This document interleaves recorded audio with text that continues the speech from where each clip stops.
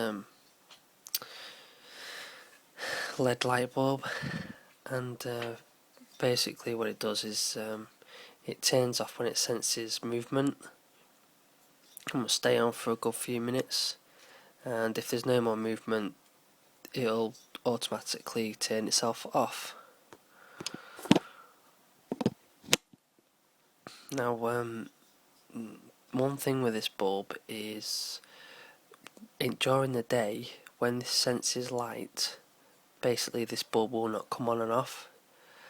Now the room I'm using this in is a small little bathroom at the back of the house, and while it does have a window, during the day it's still quite a bit dark in there.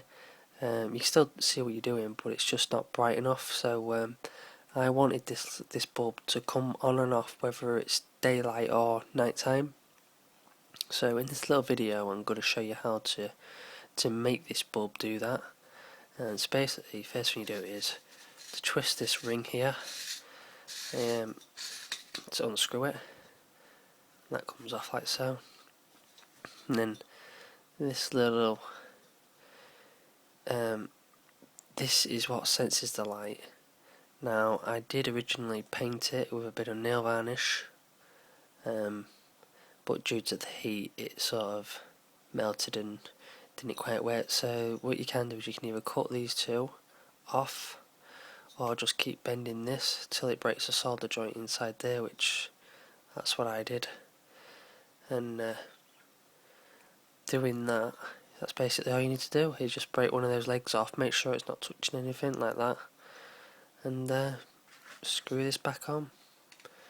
Now this is the 9 watt version of this bulb, and this heatsink works quite well. It gets warm to the touch.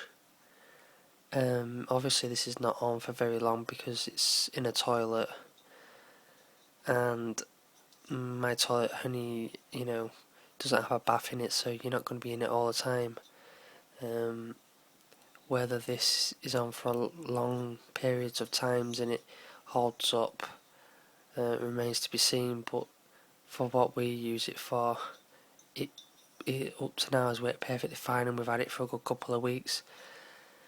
I will at some point remove this and look inside at the power supply.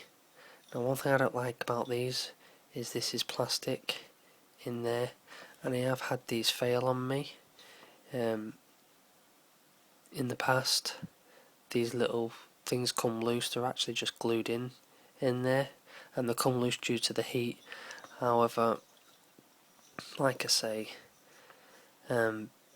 this is not very on for very long, so I don't think it's going to get that hot to cause this any issues, but it might be something to be wary of if you do use one of these for long periods of times and you get any problems. That's probably why it's getting too hot, but this hasn't happened on this obviously.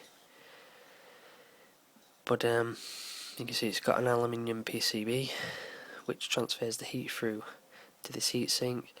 There is no thermal compound in there at all, you can see straight away, and by the looks of it they haven't even bothered to use screws here to screw this plate down, so I suspect they've just literally glued this to the heatsink, unless there's a screw underneath this, but I think this has just been glued on there as well, because it doesn't seem to be able to unscrew off this. So I may buy another one of these, just take it all to bits. Let's see what's in there. That is the sensor there. In fact, we can get a better look in there. So you got a couple of resistors, a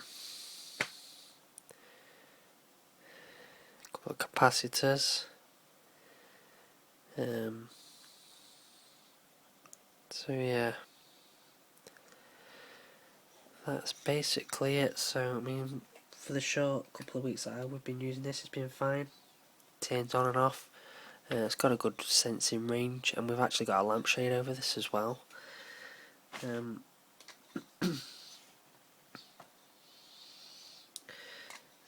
it's not a bad it's not a bad bulb. It's working up to now.